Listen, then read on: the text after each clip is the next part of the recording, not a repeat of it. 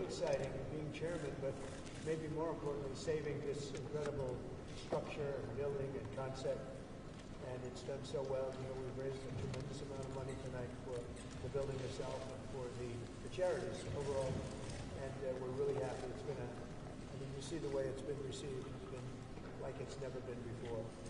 And this building, this beautiful building, is going to be brought back to life. We've already started. And it'll be better than it was from day one. You guys honors represent the funding of American presidents. What do these honorees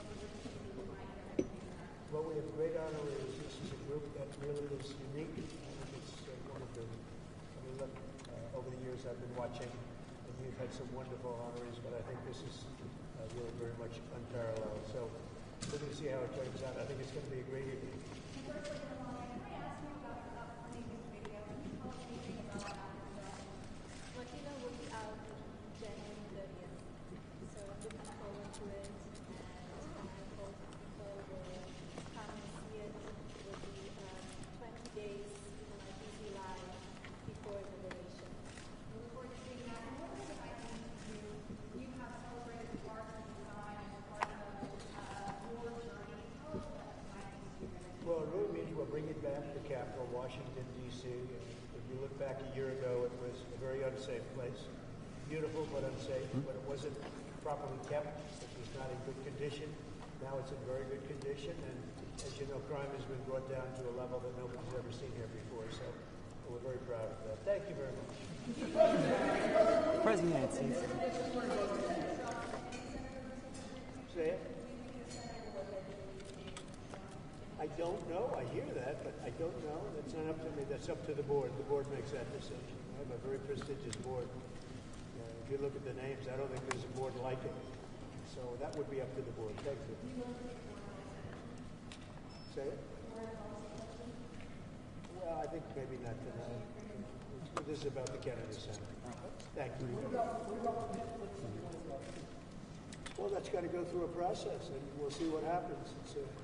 Netflix is a great company, and they've done a phenomenal job. Ted is a fantastic man. I have a lot of respect for him, but it's a lot of market share. So we'll have to see what happens. President Trump, who's on your list for next year's Kennedy Center honors? I looked at the list today. I can't tell you that yet, but a lot of people want to be on my list. You'd like to be on the list. I don't know about that. I have a question for you, Mr. President. How have you prepared to host tonight? Well, maybe I haven't prepared. Maybe you want to be a little bit loose. If you look at the great hosts, Johnny Carson, Bob Hope, those are the greats. If you look at the not-so-greats, like Jimmy Kimmel, he was just terrible. But no, I think you want to be just loose and not a lot to prepare for, really. You know what you have to be? You have to be yourself. I've been asking your cabinet tonight, is this going to be more Johnny Carson or Don Rickles? Well, Don, I knew them both, and they were both great guys and friends of mine. Both difficult, very difficult, but great. I mean, I was really very close to both of them. You can't compare them; they were very different. But Johnny Carson, for hosting, was top of the line. President Trump, Jesse Waters has a question for you. What was your favorite moment of 2025? It was a big year. I think when Jesse Waters interviewed me. It was such a phenomenal interview. He's a great guy, and you're a great guy. You're doing a very good job out there. I'm proud of you. Thank you so much, President Trump. Who is on your naughty list this year? Oh, that's a long list. I better not tell you. It'd start a problem out there in the world. No, we have a pretty big naughty list, but our country is doing well. We're the hottest country anywhere in the world right now. And a year ago, we were a dead country. We were a dead country that was laughed at all over the world. We're the hottest country in the world. What would be And Jesse Waters is terrific. What are you doing the first thing? Mr. President, of the Supreme Court overturning your authority on the tariffs, the emergency authority? What would be the implication for the economy of the country? Well, we have a right to go a different form of tariffs. We have a right to go licensing. We have a right to go other ways. But the form of tariffing, as we call it, the current form of tariffing that's before the court, gives us great national security, more than anything else, because it allows the president to act quickly and effectively, swiftly, and make a decision And as you know, I ended 8 wars. We're trying to end a 9th, and we thought this would be maybe one of the easier ones. We just did Rwanda and Congo, and that was going on for 30 years. The Russia-Ukraine, I thought was going to be a little bit easier, but it's not being made easy. It's a very tough war, very nasty. 27,000 people died last time, mostly soldiers. I will say that I really think this is really a night of joy tonight because of what's happening with this building. It's going to be fantastic when you see the end product. It's going to be better than it was new, and I think we'll celebrate that. But I will say that our country is doing really well.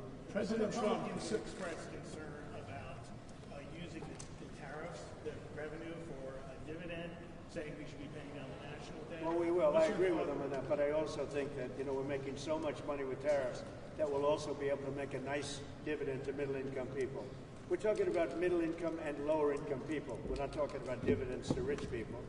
But there's so much money being made from the tariffs, and countries that were taking advantage of us for many, many years are not taking advantage of us anymore. We're taking in tremendous amounts of money from countries that we were losing lots of money to. And you know what? They're okay with it. They're not complaining. They're not complaining about the tariffs. They'd rather not have them, but they're not saying there's anything wrong. And the big thing is, in the court, we have tremendous flexibility with the current system. It's unbelievable for national security. I've ended 8 wars, largely because of trade and because of tariffs. If we go the other tariff route, and there are other routes we can go, but it won't give you the same pure national security as this one. This one is swift and very powerful. Mr. President, what's the next step in Russia-Ukraine talks? What's your next step in Ukraine talks after the last week's? So we've been speaking to President Putin, and we've been speaking to Ukrainian leaders, including Zelensky, President Zelensky. And I have to say that I'm a little bit disappointed that President Zelensky hasn't yet read the proposal. That was as of a few hours ago. His people love it, but he hasn't. Russia's fine with it. Russia, I guess, would rather have the whole country when you think of it. But Russia is, I believe, fine with it, but I'm not sure that Zelensky is fine with it. His people love it, but he hasn't read it. So someday you'll explain that one to me, Jeff. President Trump, what would you like to see Sylvester Raymond, Stallone? thank you very much. Good job you're doing. Say hello. Thank you. What would you like to see Sylvester Stallone do as a Hollywood ambassador in Hollywood? He is automatic. I mean, as far as I'm concerned, he is one of the ambassadors, as you know. And he's already been doing that. Look, all he has to do is be himself. If Sly is himself, that's all he can be. If he tries to be somebody else, it wouldn't be good. He's a great guy. He's done a fantastic job, and he really deserves this honor. It's something he's wanted for years. And this is bigger than it's ever been. I mean, I don't want to say why. I refuse to say why. But you take a look at this line. Last year, if you look at this line, it was not this. It was a different thing. Why are you and the First Lady expending so much time, so much energy in revivifying and remaking the Kennedy Center? It's not the Kennedys. We are. Look, Bobby Jr. is doing a fantastic job.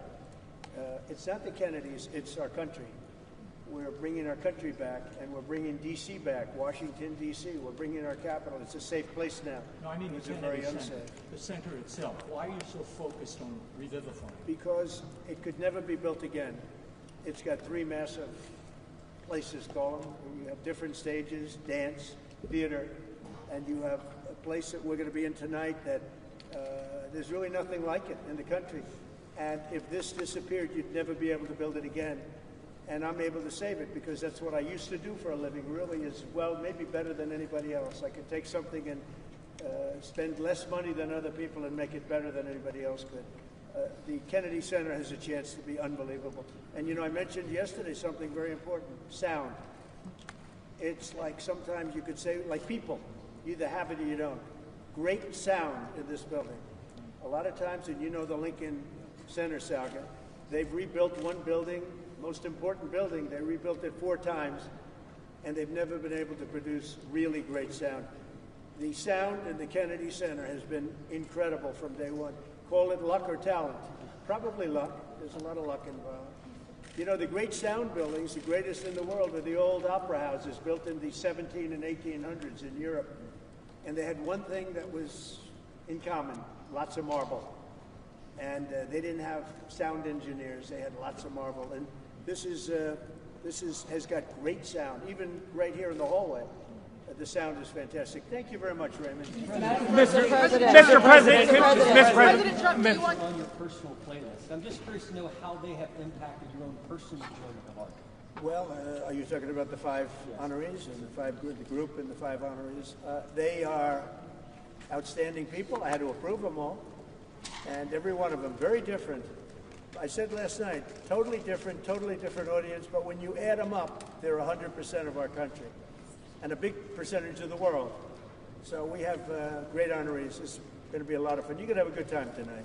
Mr. President, we know that you like the arts. Could you imagine, Mr. President, now we know that you've hosted before, The Apprentice, for many years. Could you imagine next year maybe you not hosting, but maybe you receiving the Kennedy Center Honor? That's an interesting one. I haven't thought of that. Yeah, I think I'm going to nominate myself for next year. Mr. President, every day you have such a big job being the president. Why was it important for you to actually host the show tonight, and how much time did you spend getting ready for it? Well, it wasn't important for me, other than if I get much higher ratings, if it's a more successful show, then I'm contributing. I get nothing. I don't make money with it. I don't do anything. It's a little bit of work, not a lot of work. I look forward to doing it, but the network said, would it be possible to get the president to host? And I love the concept of no president has ever hosted the Kennedy Center honorees. And it's very important that this bill